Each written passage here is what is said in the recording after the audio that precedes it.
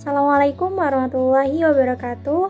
Perkenalkan, nama saya Saidatina Zahra dengan NIM 214231141. Video ini dibuat untuk memenuhi persyaratan ujian tengah semester mata kuliah Pengantar Keuangan Islam kelas B.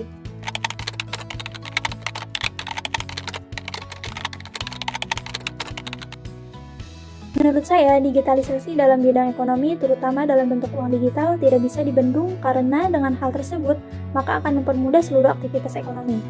Dalam fenomena uang digital sendiri, terdapat dampak positif dan negatif. Dampak positifnya yaitu, yang pertama, mempermudah transaksi karena para konsumen tidak perlu membawa uang cash sebanyak apapun barang yang akan dibeli. Yang kedua, memperluas distribusi suatu barang.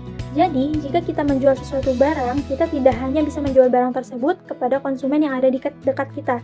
Akan tetapi, produsen yang jauh dari jangkauan kita pun tetap bisa membeli karena dipermudah dengan sistem pembayaran melalui uang digital.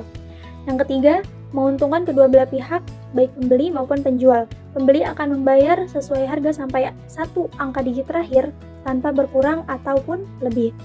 Yang keempat, dapat meminimalkan penggunaan uang kertas sehingga meminimalisir kerusakan fisik uang yang beredar, meminimalisir peredaran uang palsu, dan juga meminimalisir resiko pencurian.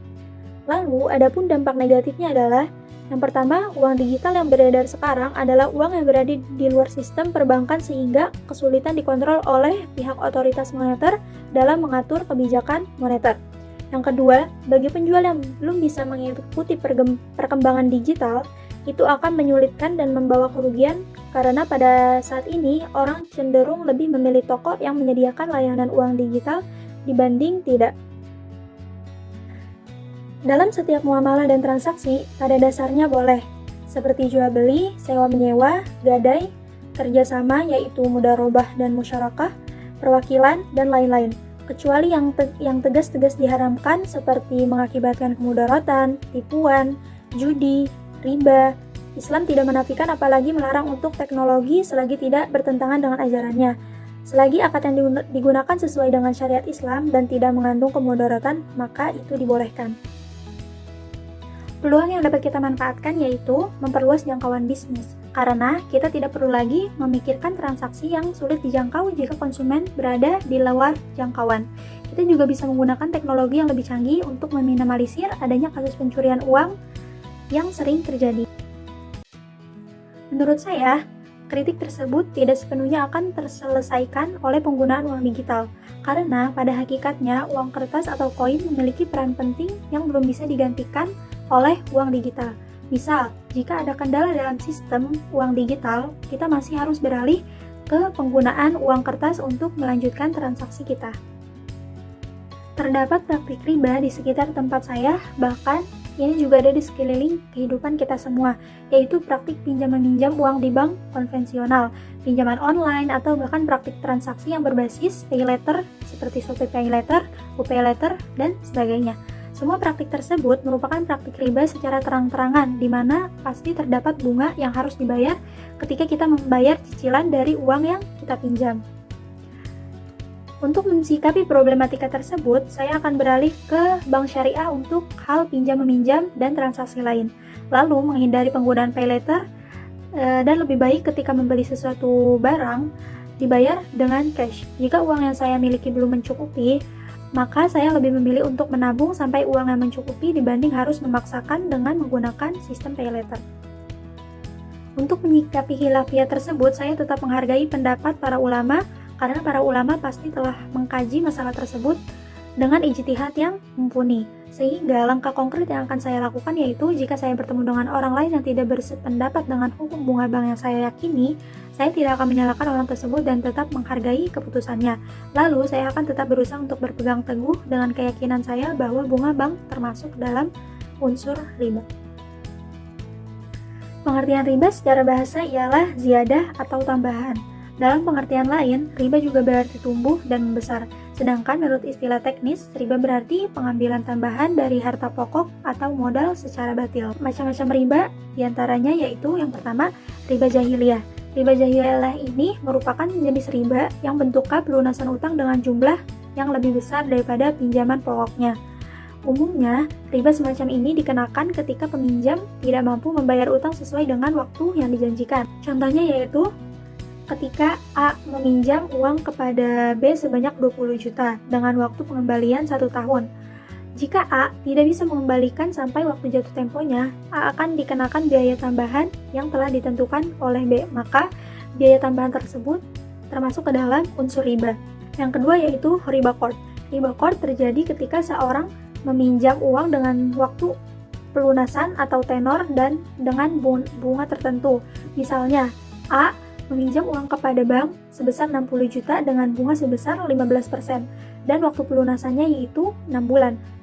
Besaran bunga biasanya menjadi persyaratan yang diberikan oleh bank untuk menyetujui peminjaman yang dilakukan oleh nasabah. Yang ketiga yaitu riba fald. Riba fald merupakan penambahan nilai dari kegiatan tukar-menukar barang atau transaksi jual-beli. Contohnya, ketika kita menukarkan emas 24 karat dengan emas 18 karat, terdapat riba karena nilainya berbeda. Yang keempat yaitu riba nasiah. Riba nasiah merupakan kelebihan yang diperoleh lewat transaksi jual-beli dalam waktu tertentu. Barang yang digunakan dalam transaksi tersebut jenisnya sama, hanya saja dalam pembayarannya ada penangguhan. Misalnya, seorang menjual gandum sebanyak 1 kg dengan harga 20.000 kepada pembeli dengan jangka waktu pembayaran tertentu, tetapi karena ada penangguhan dalam pembayarannya, pembeli dikenakan biaya tambahan atas penangguhan tersebut. Kelebihan dari nilai gandum sebenarnya dengan nilai yang pembeli bayarkan inilah yang menjadi riba. Yang terakhir yaitu ribayat. Ribayat terjadi dalam transaksi baik jual beli maupun tukar-menukar barang yang awalnya terjadi tanpa adanya kelebihan, namun karena adanya penundaan pembayaran akibat ada salah satu pihak yang meninggalkan akad sebelum serah terima barang, maka nilainya menjadi bertambah. Contohnya, A membeli motor dari C dengan harga 20 juta, tapi karena A membayar 8 bulan setelahnya, harganya menjadi 25 juta. Menurut penilaian saya, ketiga lembaga tersebut sudah melakukan tugasnya dalam menjaga keseimbangan perekonomian negara dengan baik sesuai dengan kewajibannya masing-masing. Urgensi lembaga-lembaga tersebut harus dipisah adalah agar bisa berbagi tugas dan melakukannya dengan fokus dan maksimal. Karena apabila ketiga lembaga tersebut tidak dipisah, akan sulit mengontrolnya, melihat dari beragamnya perusahaan yang ada, dan jika hanya diawasi oleh satu lembaga, bisa memicu ketidakseimbangan keamanan perekonomian negara ini. Menurut saya, sebagai masyarakat yang awam dan baru belajar mengenai OJK, kinerja yang telah dilakukan OJK sudah bagus dan cukup maksimal. Namun, masih terdapat beberapa hal yang belum dikelola dengan baik oleh OJK, seperti masih beredarnya perusahaan-perusahaan pinjaman online ataupun perusahaan keuangan lain yang belum terdaftar dan diawasi oleh OJK. Akan tetapi, perusahaan tersebut sudah mengatasnamakan bahwa perusahaannya terdaftar dalam OJK. Hal ini yang memicu maraknya penipuan yang dialami oleh masyarakat dan tidak ada bertanggung jawab akan hal tersebut. Seharusnya, OJK bisa lebih memperketat pengawasan terhadap lembaga-lembaga keuangan ilegal tersebut. Sistem perikatan yang telah berjalan di Indonesia sudah cukup berjalan dengan baik karena banyaknya kebebasan yang diberikan kepada masyarakatnya dalam melakukan perikatan. Perikatan tidak dapat dipisahkan dalam dunia usaha baik mikro ataupun makroekonomi. Pelaku usaha selalu mengatur hubungan hukum mereka dalam sebuah perjanjian, sehingga timbul hak dan kewajiban antara kedua belah pihak. Saya belum pernah memiliki pengalaman terkait aktivitas perikatan atau percampuran, namun saya bisa mengilustrasikannya dengan cerita berikut. X adalah seseorang pengusaha yang mempunyai modal, mengadakan perjanjian dengan Y selaku pihak pengembang untuk membangun satu komplek perumahan yang terdiri dari 10 unit rumah dengan jangka waktu 6 bulan. Kemudian Y menunjuk atau mengajak Z sebagai pimpinan proyek untuk menyelesaikan pembangunan 10 unit rumah dalam satu komplek tersebut. Namun setelah proyek berjalan dengan jangka waktu 6 bulan tadi, ternyata Z tidak menyelesaikannya. Dalam hal ini, yang mengadakan perjanjian adalah X dan Y. Ketika terjadi once prestasi oleh Z, maka tuntutan ganti kerugian oleh X tersebut menjadi tanggung jawab Y sepenuhnya. Karena pada awal yang bertransaksi adalah Y dan X.